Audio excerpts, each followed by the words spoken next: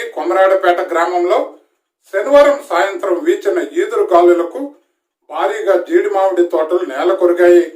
ఈ నేపథ్యంలో నష్టపోయిన జీడి తోటలు పరిశీలిస్తున్న సిపిఎం పార్టీ మండల కన్వీనర్ కొల్లి సాంబమూర్తి జీడి మామిడి తోటలు నష్టపోయిన రైతులను అన్ని విధాల ప్రభుత్వం వెంటనే ఆదుకోవాలని సిపిఎం పార్టీ ఆధ్వర్యంలో ఆయన డిమాండ్ చేశారు.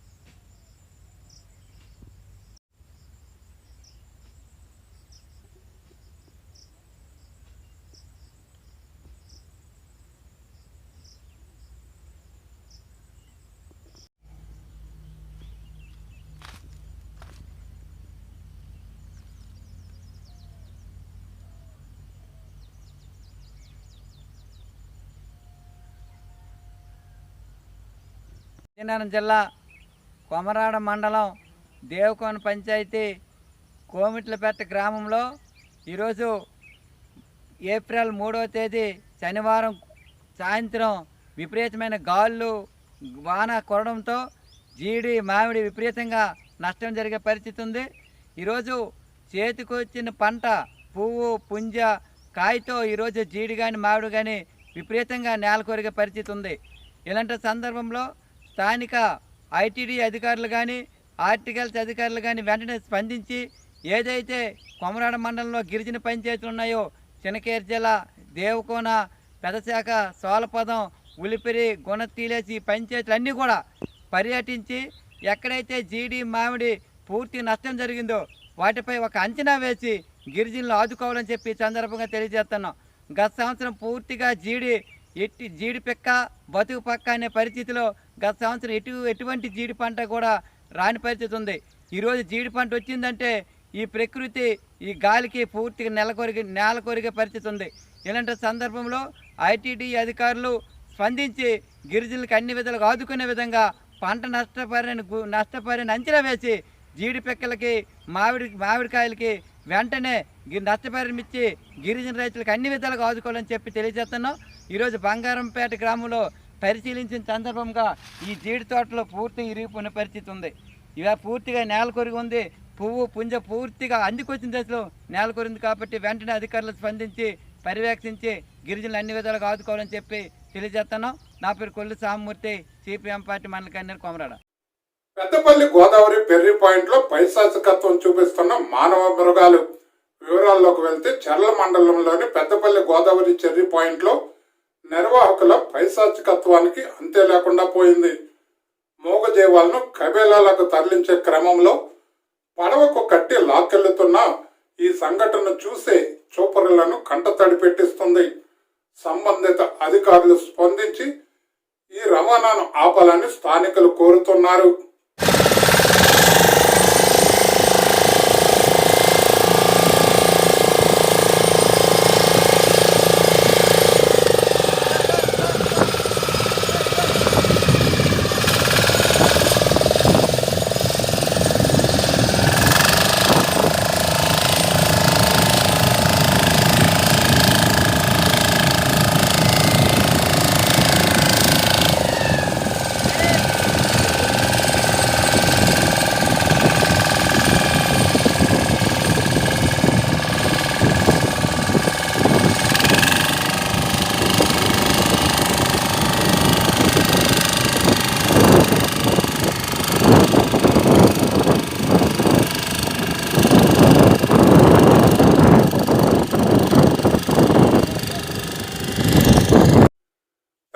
వేలాదిగా తరలివచ్చిన అభిమానుల కారణంగా పాదయాత్రకు బదులు బస్సు యాత్ర చేయనున్న జనసేన అధిపతి శ్రీ పవన్ కళ్యాణ్.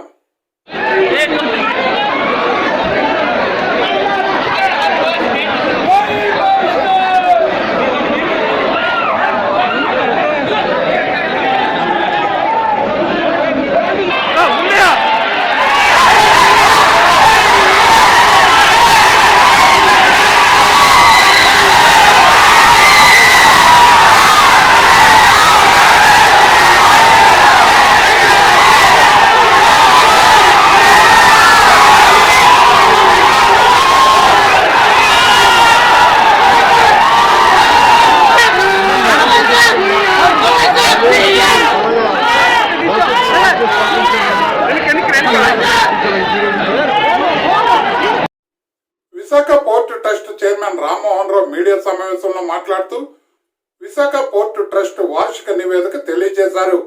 సరుకు రవాణాలో విశాఖపట్నం పోర్టు ట్రస్ట్ అద్భుతమైన ప్రగతిని కనబరిచిందన్నారు. కోవిడ్ కారణంగా లాక్డౌన్ అమల్లో ఉన్న సరుకు రవాణాలో ఇతర పోర్టుల కంటే మెరుగైన ఫలితాన్ని విశాఖ పోర్టు ఇచ్చిందని ఆయన తెలియజేశారు.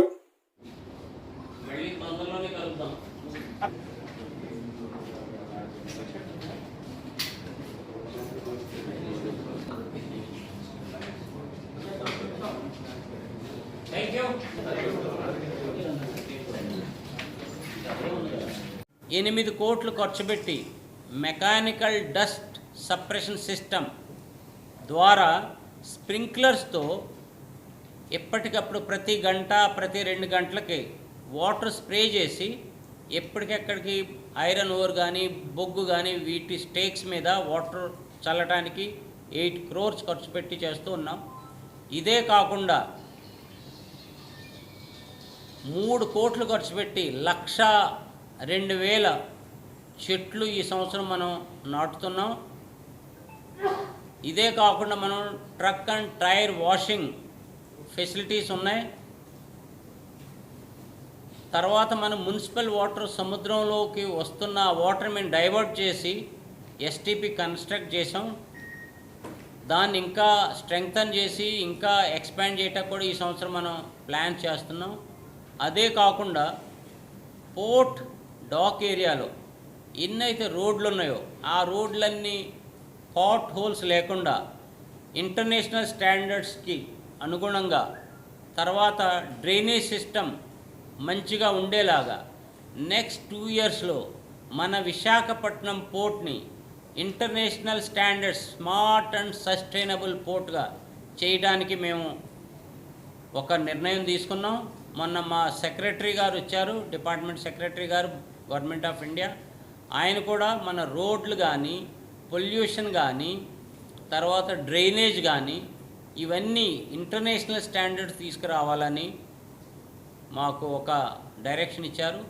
దానికి అనుగుణంగా ఈ సంవత్సరం అదే నేను చెప్పిన 77 నుంచి 80 మిలియన్ టన్స్ కార్గో హ్యాండిల్ చేయడానికి మేము సిద్ధమవుతున్నాం. దీనంతకి మీ అందరి సపోర్టు ఉండాలి. Thank you. Any questions? ఇదంతా ఎక్కడైనా వెదర్ ఇట్ ఈజ్ పోర్ట్ అవనివ్వండి, జర్నలిజం అవనివ్వండి, పాలిటిక్స్ అవనివ్వండి, ఏ సెక్టర్ అయినా అన్నిట్లో కాంపిటీషన్ ఉంది. ఎక్కడ కాంపిటీషన్ లేదు. ఎవరైతే మంచిగా పనిచేస్తారో, ఎవరైతే మన కస్టమర్స్కి ప్రాపర్గా సేవ చేస్తారో వాళ్ళే సర్వైవ్ అవుతారు. అది కానీ మేము చేయలేదనుకో వీ విల్ మేక్ లాసెస్. అందుకనే ఇంత ప్రాబ్లమ్స్ ఉన్నా కానీ మనం 70 మిలియన్ టన్స్ చేసాం. ఈ సంవత్సరం 77 నుంచి 80 మిలియన్ టన్స్ చేయాలని మన యొక్క ఉద్దేశం. దీనికి మా అధికారులు ఎవరైనా కానీ నాకు ఇప్పటివరకు అలాంటి ఎందుకంటే మా అన్ని డోర్స్ అన్నీ ఓపెన్, మా తలుపులు ఎప్పుడూ తెరిచే ఉంటాయి. ఎవరికి ఎలాంటి ప్రాబ్లం వచ్చినా ఎలాంటి సమస్య వచ్చినా వచ్చి చెప్పొచ్చు. అలాంటిది ఇప్పటివరకు నా యొక్క సంజ్ఞానంలో అంటే నా యొక్క దృష్టిలో రాలేదు. ఒకవేళ వస్తే ఆ ఆఫీసర్ల మీద ఇమ్మీడియట్ యాక్షన్ తీసుకుంటాం. Customers are our gods, we take care of our gods. ఇప్పుడు వరకు జనరల్గా మనకి ఎప్పుడు బర్త్ ఖాళీ ఉండాలి. బర్త్ ఖాళీ ఉందంటే మేము ఇమ్మీడియట్గా ఇచ్చేస్తాం. ఒకవేళ బర్త్ ఖాళీ లేదు, ఒకవేళ వచ్చున్నారు, వాళ్ళ ఇష్టం. ఇప్పుడు వాళ్ళ ఇష్టం, వాళ్ళు చేస్తున్నాం. రెస్క్యూ 7-8 బర్త్లు 300 కోట్ల రూపాయలతో మెకనైజేషన్. ఎందుకంటే ఇప్పుడు పొల్యూషన్ మనం అంతా తగ్గించాలంటే మెకనైజేషన్ ఓన్లీ సొల్యూషన్. ఇప్పుడు ఓపెన్గా మనం బొగ్గుని తీసి వేస్తూ అవి చేస్తాను అనుకో దుమ్ము ఎలాగో వస్తుండే, మనం ఎంత కంట్రోల్ చేసి ఎంతో కొంత వస్తూ ఉంటుంది. కాబట్టి మెకనైజేషన్కి అదే కాకుండా రెస్క్యూ 7-8 అండ్ EQ7 బర్త్ కూడా మనం మెకనైజేషన్కి వెళ్తున్నాం. అవే కాకుండా ఇంకా ఎన్ని బర్త్లు అయితే మనం మెకనైజేషన్కి వెళ్తాం. నెక్స్ట్ 4 నుంచి 5 సంవత్సరాల్లో మొత్తం అంతా మెకనైజేషన్, కవర్డ్ షెడ్స్. ఇప్పుడు ఈ కాంపిటీషన్ వరల్డ్లో మీరు కాంపిటీషన్ ఫేస్ చేయకపోతే యు ఆర్ అవుట్. ఏ గవర్నమెంట్ ఆఫీసర్ కానీ మన యొక్క కస్టమర్స్ని కేర్ తీసుకపోతే he will not be in the job. ఈరోజు జీవీఎంసీ విగ్రహం వద్ద జరిగిన ప్రజా సంఘాల ఆధ్వర్యంలో 2వ రోజు జరిగిన రిలే దీక్షలను ఉద్దేశించి సిహెచ్ నరసింగరావు మాట్లాడుతూ, విశాఖ స్టీల్ ప్లాంట్ స్థలంలో ఉందని పార్లమెంట్లోనే నిర్మలా సీతారామన్ అనేక మంది మంత్రులతో సహా చేసిన ప్రకటన వచ్చి అబద్ధమని పేరుంది. మార్చి 31 యొక్క ఫైనాన్షియల్ రిపోర్ట్ ప్రకారం 18,000 కోట్ల టర్నోవర్ సాధించుకోవడం జరిగింది. ఇట్లా కరోనా కాలంలో 3 గ్లాస్ ఫర్నిచర్లకు బదులు ఒకటే నడిచింది, కొంతకాలం 2 నడిచాయి. అయినా కూడా 18,000 కోట్ల టర్నోవర్ సాధించుకోవడం అనేది ఉత్పత్తి లక్ష్యాలని అధిగమించి సాధించుకోవడం సాధ్యమైంది. అట్లాగే గత 3 మాసాల్లో త్రైమాసికంలో లాభాలు అనేటువంటి 3 మాసాల్లోనే 740 కోట్లు లాభాలు అందించడం జరిగింది. అందువల్ల బీజేపీ నాయకులు చెప్పినటువంటి మాటలు బూటకం, పచ్చి అబద్ధాలు అని రుజువైంది. ఇప్పటికైనా ఏం సమాధానం చెప్తారని బీజేపీ నాయకులను ప్రశ్నిస్తున్నాం. కేంద్ర మంత్రిని సమాధానం చెప్పాలని అడుగుతున్నాం. రెండో విషయం, ప్రజల యొక్క పన్నుల ద్వారా ఎంతకాలం నడపాలని ప్రధానంగా పార్లమెంట్లో ప్రశ్నించారు. ప్రజల పన్నులతోటి స్టీల్ ప్లాంట్ ఎప్పుడు కూడా ఎటువంటి 80లో మొదటి దశలో పెట్టినటువంటి పెట్టుబడులు తప్ప మిగిలిన అభివృద్ధి చేసుకున్నదంతా కూడా దీనిలో వచ్చినటువంటి లాభాలతో, అట్లాగే ప్రభుత్వం దగ్గర తీసుకున్నటువంటి అన్ని రుణాలు కూడా తిరిగి వడ్డీతో సహా ఒక్క పైసా కూడా ఎక్కకుండా చెల్లించుకున్నారు. ఎగ్గొట్టినటువంటి వాళ్ళు ఈరోజు కేంద్రంలో నాయకులుగా ఉన్నారు. సుజనా చౌదరి గారు 5,000 కోట్ల రూపాయలు ఎగ్గొట్టి ఈరోజు ఆయన నాయకుడిగా చలామణి అవుతూ ఉన్నారు. అట్లాగే ఆ రకంగా ఎగ్గొట్టినటువంటి డబ్బులు లక్షల కోట్ల రూపాయలు ఒక ప్రైవేట్ కంపెనీలు ఎగ్గొట్టాయి. ప్రభుత్వ రంగంలోని RINL విశాఖ ఒక్క పైసా కూడా విధంగా ఎగ్గొట్టలేదు. అట్లాగే ప్రైవేట్ వాళ్ళు వస్తే ఏమిటి నష్టం అని అడుగుతున్నారు. ప్రైవేట్ వాళ్ళు వస్తే ప్రైవేట్ పరం అవుతుంది. ఇది ప్రభుత్వం అందరిది, ప్రభుత్వ పరిశ్రమ 100% కూడా ప్రజల యొక్క వాటా ఇది. కానీ దీన్ని ఒకరో ఇద్దరికో పోసుకోకో ఇంకోటికో కట్టబెట్టాలనేటువంటి కుట్ర అనేటువంటిది బీజేపీ కుట్ర, దుర్మార్గమైనటువంటిది. అందుకని దాన్ని విరమించుకోవాలి. అదే జరిగితే వేలాది మందికి ఉపాధి అనేటువంటి కోల్పోవడం జరుగుతుంది. పన్ను పోతాయి, నిర్వాసితులకు ఉద్యోగాలు రావు, అట్లాగే సామాజిక న్యాయం జరగదు. అలాగే ఇది తర్వాత రియల్ ఎస్టేట్ వ్యాపారం అయినా మనం ఆశ్చర్యపోతాం. 22,000 ఎకరాలు అమ్ముకొని కోట్లు గడించేదానికి ఈరోజు తప్పుకుంటాం. అందువల్ల దీనికి వ్యతిరేకంగా ఎటువంటి పరిస్థితుల్లో దీన్ని కాపాడుకుంటాం. దీనికి ఉదాహరణకి బాక్సైట్ని తవ్వుతామని చెప్పేసి అన్నదాన్ని రసాల్ ఖైమా పరిశ్రమ 5,000 కోట్ల పెట్టుబడి పెట్టిన దాన్ని కూడా ఈరోజు కూడా 10 సంవత్సరాలు దాటినా కూడా నడవకుండా గిరిజనులు అడ్డుకొని బాక్సైట్ తవ్వకుండా ఈరోజు నిలవరించగలిగాం. డ్రెడ్జింగ్ కార్పొరేషన్ విశాఖపట్నంలోనే ప్రైవేట్ కాకుండా కాపాడుకున్నాం. అలాగే BHPVని ప్రైవేట్ చేయాలని ఎలాంటి అప్పచెప్పాలని ప్రయత్నం చేశారు, దాన్ని అడ్డుకోగలిగాం. షిప్ యార్డ్ని ప్రైవేట్ కంపెనీకి అప్పచెప్పాలని ప్రయత్నం చేశారు, దాన్ని అడ్డుకోగలిగాం. అందువల్ల ఈరోజు విశాఖ స్టీల్ ప్లాంట్ రాష్ట్ర ప్రజల యావత్తు మద్దతు మాకుంది.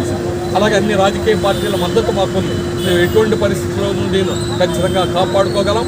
ఎటువంటి పోరాటం అయినా సాగుతుంది. నిన్నటి నుంచి ప్రారంభమైనటువంటి నిరాహార దీక్షలో మరో దశ. నిన్న 50 రోజులతో అక్కడ మొదటి శిబిరం ప్రారంభమైంది. ఈ రెండవ శిబిరం కూడా ఇన్ని రోజులు ఈ ప్రైవేటీకరణ ఉద్యమాన్ని నిర్వహించేదానికి జరిగేటువంటి పోరాటం అంతకాలం కొనసాగుతుందని తెలియజేస్తారు. అనంతపురం నుంచి వచ్చిన తిరుపతి గారు, BSNL మాజీ గారు, మీరు చెప్పండి, ఈరోజు ఈ స్టీల్ ప్లాంట్ సాగిన ప్రగతి బడ్జెట్లో సొంత గనులు కేటాయించాలని డిమాండ్ ఏ విధంగా ముగిస్తారు? నమస్కారం సార్, నా పేరు తిరుపతి. BSNL స్వచ్ఛంద పదవి విరమణ చేశాను 2020 జనవరి 31. ఫిబ్రవరి నుంచి ఒక పక్క కర్షకులకు, రాజధాని రైతులకు సంఘీభావం తెలియజేసుకుంటూ ఇక్కడ మన స్టీల్ ప్లాంట్ కార్మికులు చాలా న్యాయమైన డిమాండ్ అడుగుతున్నారు. వాళ్ళు ఏమంటున్నారు, ప్రైవేట్ పరంగా అవ్వదని అడుగుతున్నారు. ప్రభుత్వ రంగ సంస్థలను ఉంచాలి, నష్టాల బాటలో ఉందని అసత్యం చెప్తున్నారు. నష్టాల బాట లేదు, అప్పు ఉందని చెప్తున్నారు కార్మికులు. ఆ అప్పును వాళ్ళు తీసుకుంటారు, మీరు ధరలు కేటాయించండి. ప్రధానమంత్రి గారు బాధ్యతగా ఈ దేశానికి ప్రధాని, ఆయన భారతదేశానికి, ఆయన ఆదాని అంబానీకి కీలుబొమ్మ అయ్యి వాళ్ళు ఏం చెప్పినట్టు వినకూడదు. ప్రజలన్నీ ధర్మంగా పరిపాలన చేయాలి.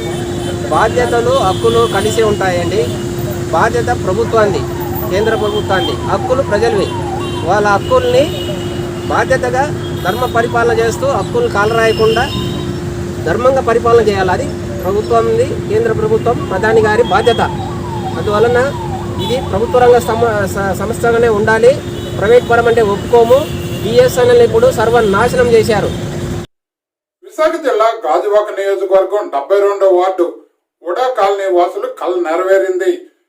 20 సంవత్సరాలుగా విడిపోయిన ఉడా కాలనీని కలుపుతూ బ్రిడ్జి నిర్మాణం ప్రారంభించబడింది. దీనికి 72వ వార్డు వైఎస్ఆర్సీపీ ఇన్ఛార్జ్ శ్రీనివాస్ పరిశీలించారు. ఈ సందర్భంగా ఆయన మాట్లాడుతూ,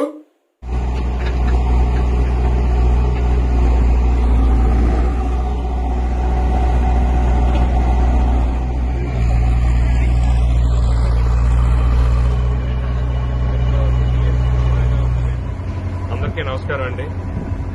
ఈరోజు ఇక్కడ ఉడా కాలనీ అంటే 2 ముక్కలుగా ఎప్పటి నుంచో 20 ఇయర్స్ నుంచి విడిపోయి ఉన్న దాన్ని ఒక కల్వర్ట్ అంటే మీకు కనబడుతుంది, ఒక బ్రిడ్జ్ వర్క్ జరుగుతుంది. ఇది యాక్చువల్ గా 20 ఇయర్స్ నుంచి మనకి న్యూస్ పేపర్లో కూడా వచ్చింది.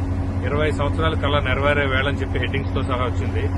ఇదేంటంటే ఎంతో మంది ఎన్నో గవర్నమెంట్స్ పాత గవర్నమెంట్స్ ఉన్నప్పుడు ట్రై చేశారు. అంటే ఇక్కడి నుంచి యాక్సెస్ అటుపక్క మెయిన్ రోడ్లోకి వెళ్ళడం గురించి కానీ, అటు ఉడా కాలనీ జంక్షన్ కి వెళ్లాలన్నా, స్కూల్స్ కి వెళ్లాలన్న పిల్లలు చుట్టూరు తిరిగి వెళ్లాల్సి వస్తుంది. ఇదే ఎప్పుడైతే మనకి వైఎస్ఆర్ గవర్నమెంట్ వచ్చిందో, జగన్మోహన్ రెడ్డి గారు సీఎం అవగానే ఇక్కడ కాలనీ వాళ్ళందరూ నన్ను అడగడం జరిగింది. నేను వెంటనే ఈ సమస్య తెలుసుకుని మన ఎమ్మెల్యే గారితో మాట్లాడగానే ఇమీడియట్ గా తిప్పల నాగిరెడ్డి గారు, మన గౌరవ శాసనసభ్యులు, ఆయన ఏం చేశారంటే 12 lakhs దీనికి శాంక్షన్ చేయించడం జరిగింది. అప్పుడే ఇది యాక్చువల్ గా ఫిబ్రవరి 12th 2021లోనే శంకుస్థాపన కూడా చేయడం జరిగింది ఆయన. ఈ లోపల ఎలక్షన్స్ రావడం వల్ల మొత్తం ఇదంతా ఆగింది. ఎప్పుడైతే ఇప్పుడు ఎలక్షన్ కోడ్ అంతా అయిపోయిందో వర్క్ కూడా చాలా ఫాస్ట్ గా స్టార్ట్ చేశారు. మీరు చూడొచ్చు, ఇదంతా ఇప్పుడు వర్క్ స్టార్ట్ అవుతుంది.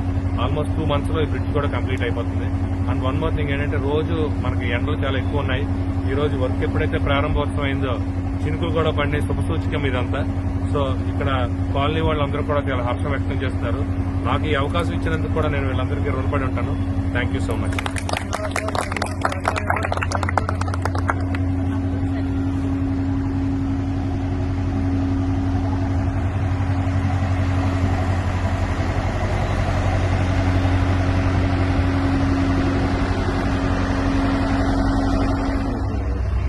Good morning to one and all.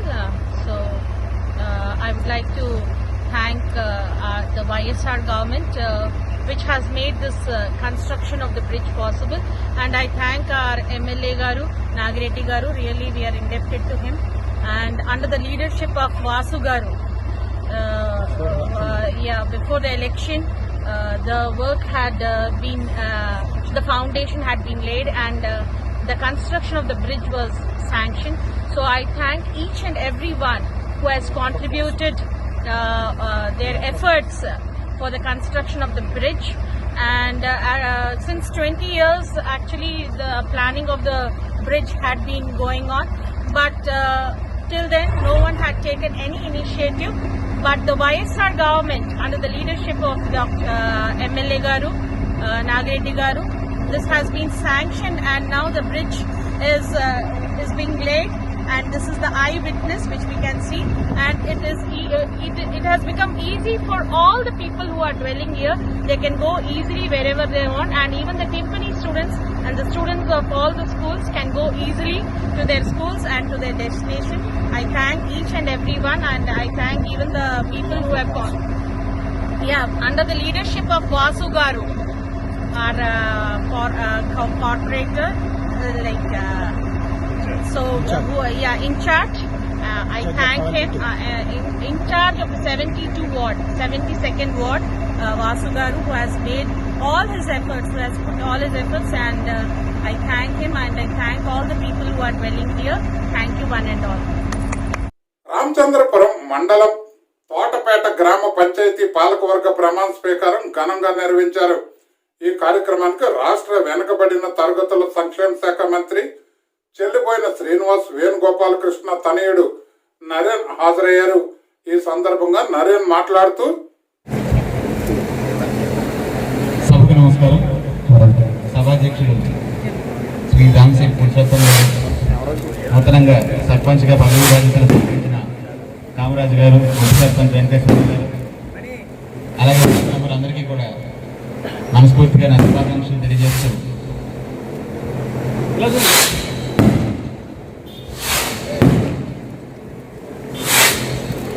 Thotapeta గ్రామం